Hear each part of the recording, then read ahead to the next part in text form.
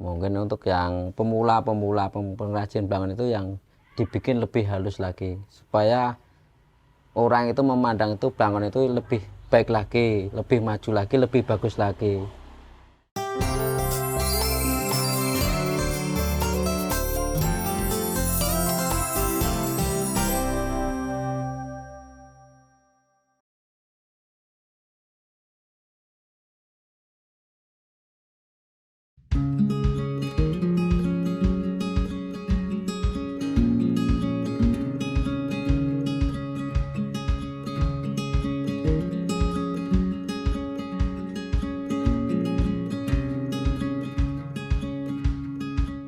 Nama saya Sunarso, nama panggilannya kalau di pengrajin Narso Blangkon, hobi saya pengrajin belangkon.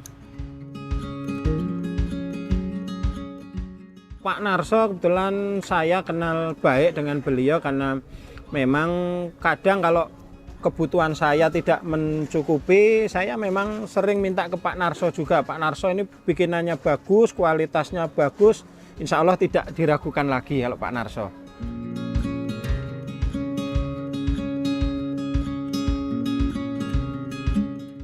Saya belajar tuh 96 habis gempa itu 96. Mulai belangkon tuh saya mulai awal dari belangkon, saya tuh dari lulus SMA itu saya sudah menggeluti dari belangkon. Saya belajar dari orang tua, terus saya meneruskan dari orang tua juga. Sebenarnya belangkon itu bukan cita-cita buat saya, tapi dengan keadaan dan kahanan terpaksa saya menekuni belangkon. Intinya sesuatu yang dikerjakan dengan sungguh-sungguh pasti akan menghasilkan sesuatu yang baik.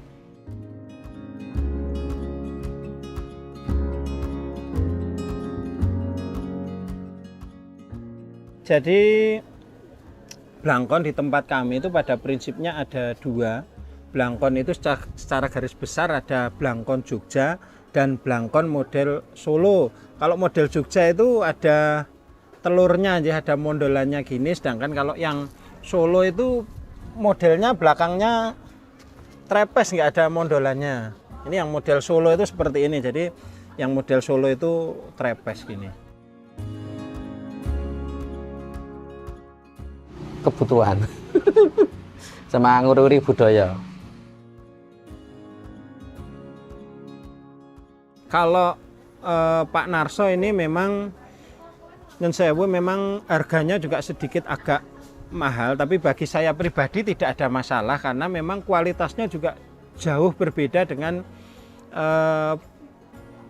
tukang belangkon yang selama ini ada di, artinya yang selama ini suplai ke pasar Beringharjo ini. Kualitas dari Pak Narso ini sangat-sangat bagus karena memang lebih, bikinan beliau itu lebih detail, lebih teliti, lebih rapi, sehingga ya artinya kalau hanya mahal 25.000 ataupun berapa yang nominalnya nggak seberapa, bagi saya pribadi saya memilih yang bagus, intinya seperti itu.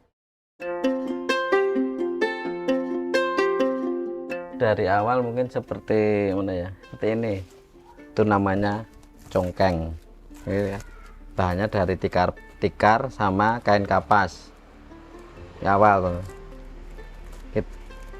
Terus sama yang pokok itu kain belangkon seperti ini.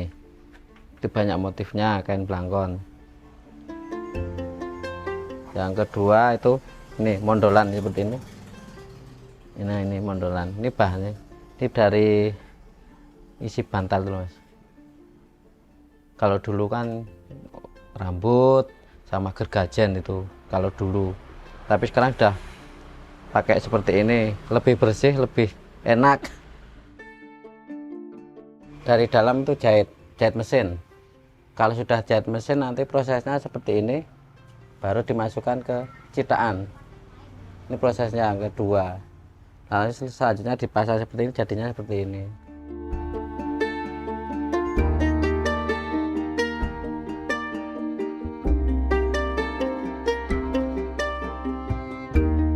Menurut saya ya sudah ada pakemnya, artinya yang kualitas biasa ya bikinannya ya seperti itu. Kemudian yang halus, yang agak sedikit bagus itu bahannya juga bahan mentahnya beda.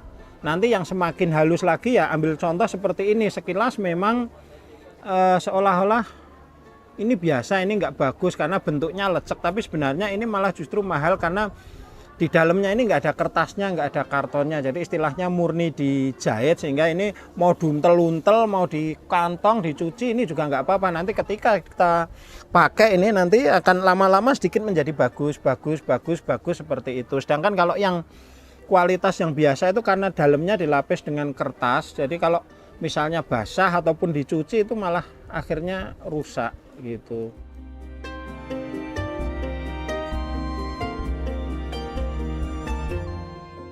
Sekitar 2 jam sudah jadi. Kalau bahan itu ya karena di tempat, khususnya di tempat saya itu hanya ada 3 kualitas, jadi bahan yang biasa, kemudian bahan yang sedang, sama yang halus. Kalau yang biasa itu bahannya cuma cap printing dari pabrik, itu bahan lembarannya itu bolak-baliknya itu beda. Sedangkan kalau yang kualitas yang tengah, yang sedang tadi, bolak-balik itu bahannya itu sama. Jadi mau dibuat begini ataupun begini itu bolak-baliknya sama, si tukang ini lebih memudahkan. Cuman kalau yang kualitas biasa karena bolak-baliknya ini beda, jadi harus teliti jangan sampai kebalik, karena kalau bahannya kebalik ya otomatis blangkonnya jadi nggak bagus. Sementara kalau yang paling bagus ya bahannya macam-macam, udah ada yang semi tulis dan sebagainya, dan kualitasnya pun dibikin yang tanpa kertas itu tadi, sehingga ya hasilnya akan jauh lebih bagus dan harganya jauh lebih mahal.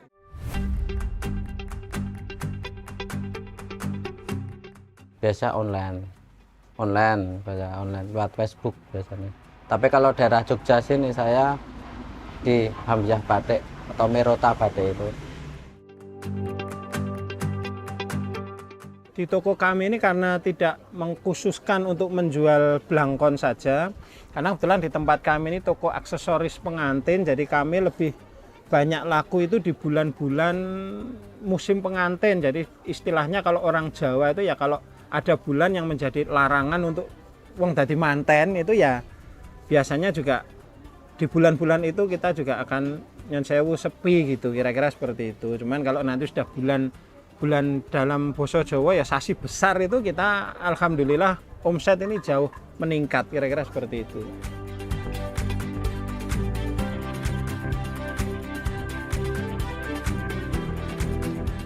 Pada prinsipnya kalau blangkon itu boleh dipakai siapa saja, artinya untuk kalangan apa saja juga boleh. Hanya dalam dunia perhiasan itu kan, di dalam dunia rias pengantin itu kan ada pakemnya. Semisal motif truntum itu hanya boleh dipakai untuk orang tua pengantin. Kemudian untuk si pengantin sendiri biasanya memakai motifnya namanya sidomukti. Jadi kalau di luar itu ya artinya tidak sesuai dengan pakemnya, kira-kira seperti itu. Jadi misalnya truntum untuk orang tua, kemudian untuk si pengantin sendiri pakainya sidomukti dan sebagainya. Tapi kalau di luar itu boleh-boleh saja.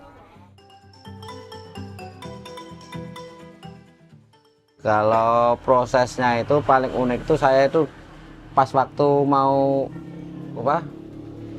awal-awal mulai dari pemasaran. Dulu kan saya sering ke Prambanan, terus lari ke Malioboro nggak laku, ke Borobudur sampai ke Muntilan lagi, balik lagi ke Prambanan lagi. Itu yang paling unik, sehari bisa 1 Prambanan, Malioboro sama Borobudur sehari. Paling berkesan itu. Istiqomah. Istiqomah sama blangkon.